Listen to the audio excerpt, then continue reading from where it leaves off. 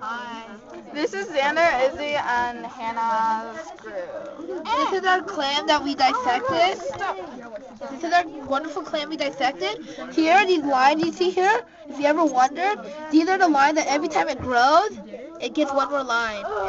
Okay, and back here, this is the dorsal side, and this is also the umbo, the thick part, the oldest part of the clam.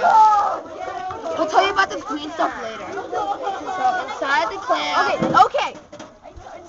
This is the foot. Ew.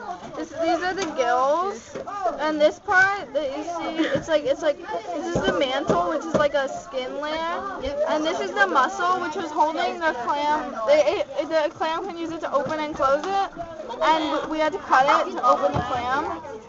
And then this stuff is the food and waste, and it comes out and it goes into the ocean. Like here, this is our ocean. Yum. Sorry. Okay, that was a weird laugh. Okay.